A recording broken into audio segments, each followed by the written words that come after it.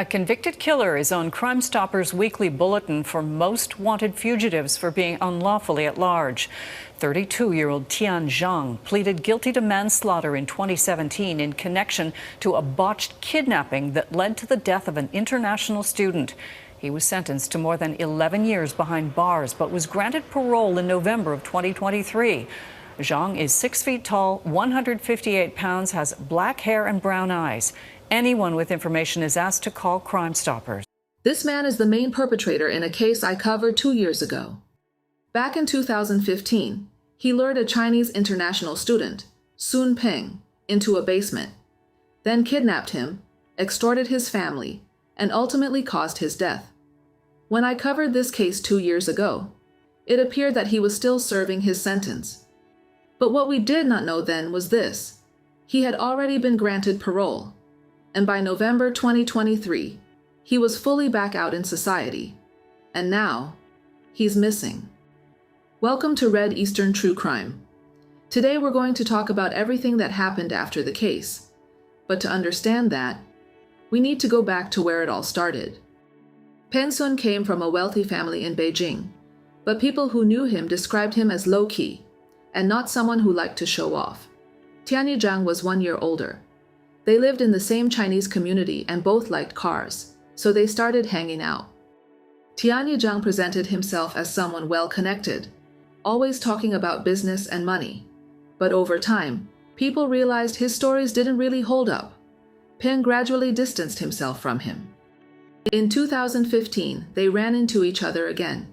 Tianyi Zhang reached out repeatedly, until he came up with an excuse Peng couldn't easily refuse.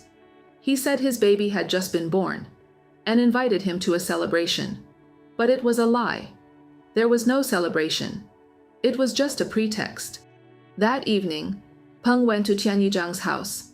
He was led to the basement, where he was immediately restrained and overpowered. Tianyi Zhang used his phone to call his father. "Dad, I've been kidnapped." And then the phone was taken. The demand: 2.5 million Canadian dollars. Peng's parents contacted the police while trying to buy time. They transferred about 350,000 Canadian dollars. But soon, something felt wrong. The tone changed. The amount became negotiable. That usually means something has already gone wrong. When Peng's father heard the voice again, he knew immediately it wasn't his son. 2 days later, police arrested Zhang and his accomplices. Peng's body was found in the trunk. He had been restrained and suffocated. Before Peng, Tianyi Zhang had already tried once. Another victim managed to escape. DNA later linked that attack to Zhang and his accomplice, Casey Hisco. This was not a crime that spiraled out of control. They had already been selecting targets. Peng was simply the one who didn't get away. There was another detail that came out later. During surveillance, police intercepted a phone call between Tianyi Zhang and Casey Hisco. By that point, Peng was already dead. The scene was being cleaned. The body was about to be moved. And in that moment, Zhang said, "I have to find the next target." That one line tells you everything. In 2017, Zhang reached a plea agreement with the prosecution. After his arrest, he refused to cooperate and exercised his right to remain silent throughout. The original first-degree murder charge, the one that drew the most public attention, did not stand in the end. Instead, he was convicted of manslaughter, unlawful confinement, and extortion, and sentenced to 14 years. For many people, that outcome was hard to accept, because if you look at the case as a whole, he was the one who set the trap, the one who lured Peng into that basement, the central figure behind everything. And yet, within the legal process, he avoided the most serious charge. The two people who helped dispose of the body were not held accountable. Peng's family spent years trying to recover the ransom. They had paid roughly 350,000 Canadian dollars. In the end, only about 50,000 was ever recovered. The rest disappeared. In the years that followed, Peng's father's company collapsed. His life was nearly destroyed. When I first covered this case 2 years ago, it already felt heavy at that point. But what happened next was even more absurd than the sentence itself. The crime happened in 2015. The sentencing came in 2017. He was given 14 years, but by the time of sentencing, Zhang had already spent over 2 years in custody, which means, from that point on, he had roughly 11 years left to serve. I published my original video in March 2023, and in the comments, a lot of people were saying the same thing, that the sentence was too light, that it was unfair to the victim, that the system had failed. But even then, there was still one assumption, that he would at least serve those remaining 11 years. The reality was this: before that video even went live, he had already been released. In September 2022, about 5.5 years after his sentencing, Tianyi Zhang was granted day parole. This kind of parole is usually based on one assumption, that the person is behaving well, is manageable, and presents a controlled level of risk. According to official records, Zhang passed that assessment under exactly that image. After that, he began rebuilding something that looked very much like a normal life. He dealt with work permits, got a driver's license, opened bank accounts, submitted financial records. He was even allowed to spend weekends overnight with family. In parole documents, he was described as someone financially dependent on his wife, while taking on a caregiving role for his child. Then, on November 1st, 2023, he was granted full parole. He no longer had to report back every night, only periodic check-ins with a parole officer, and a few basic restrictions. And just like that, a man who orchestrated a kidnapping, extortion, and the death of another human being regained something very close to ordinary freedom, a little over 6 years after sentencing. But Zhang was not someone trying to start over. If anything, it looked like he had been waiting for the system to open that door. At the same time, another threat had already been forming: money. In 2020, a court ordered Zhang to repay more than 300,000 Canadian dollars, part of the original ransom. But Peng's parents never received it.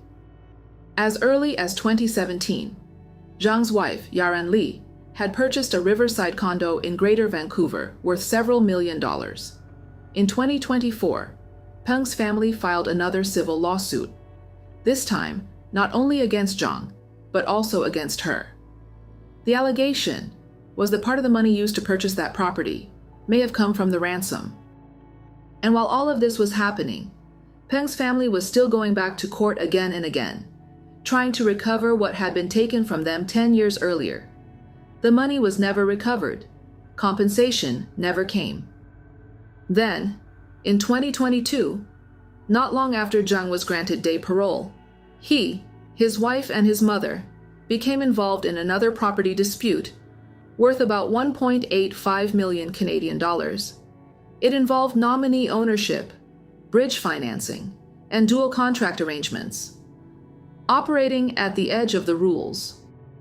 Not long after receiving day parole, he also took nearly 60,000 Canadian dollars in cash from his mother and did not report it.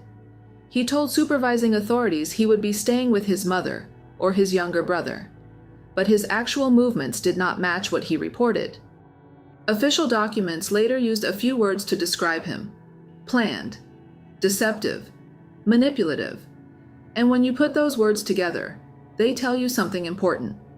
His good behavior in prison may never have been real change. It may have been preparation. Only about 7 weeks after being granted full parole, on December 20th, 2023, things started to shift. Police and border authorities first intercepted packages sent to his residence, which led them to set up surveillance. They watched Zhang and his associates pick up the packages, and then moved in. Inside the residence, they found drug manufacturing equipment, large amounts of cash, and a large quantity of chemical materials, enough to suggest that they were in the process of setting up a drug lab. During that operation, Zhang, his accomplices, and his wife, Yaran Li, were all arrested at the scene. At that point, this was no longer just questionable behavior. It was something far more serious. Even after becoming involved in a drug-related investigation, his full parole was not immediately revoked. Supervision became tighter, restrictions increased. By April 2024, he was moved back into a community residential facility and was no longer allowed to live with his wife. On paper, it looked stricter, but he was still outside, still in the community, just being watched a little more closely. In June 2024, Zhang was involved in a serious car accident and was reportedly unconscious for a period of time. When he regained consciousness and was questioned by police, he did not disclose that he was on parole.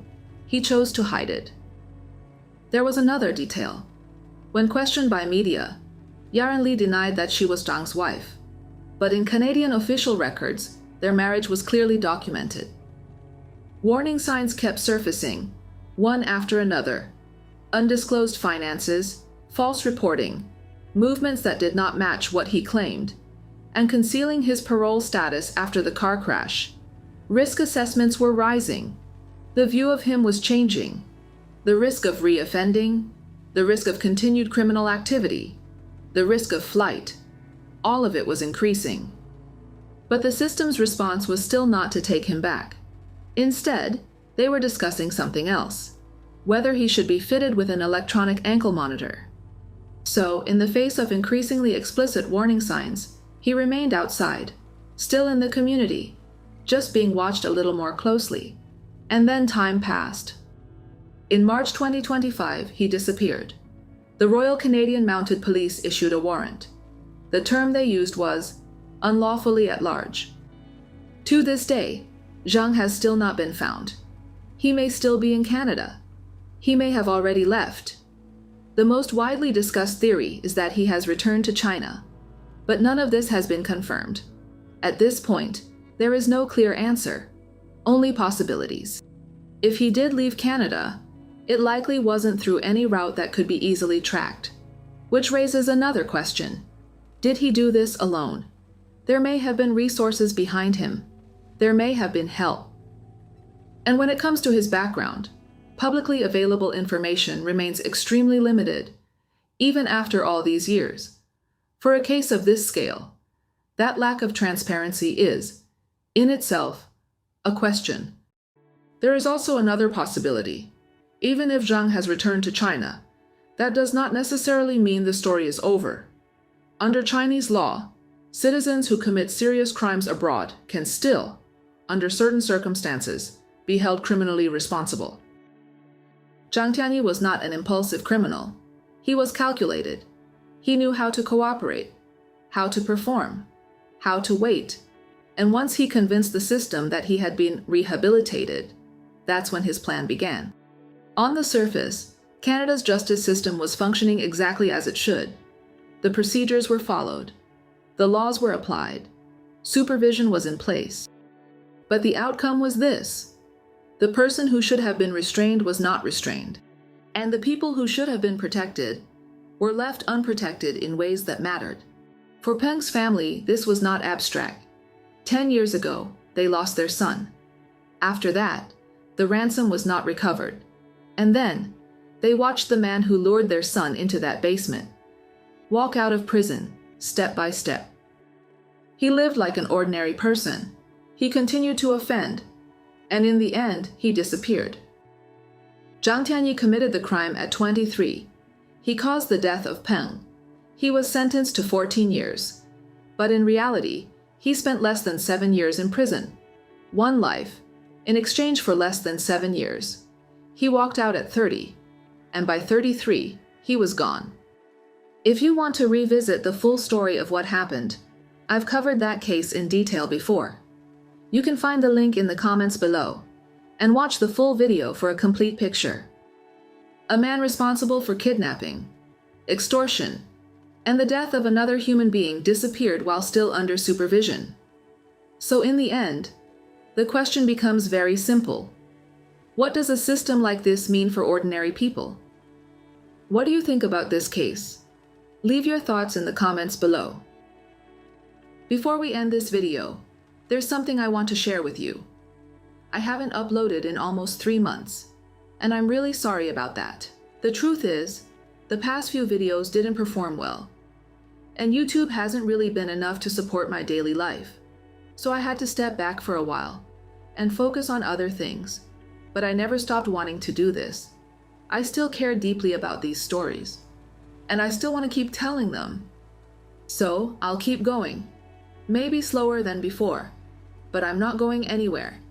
Thank you for being here, and thank you for your understanding.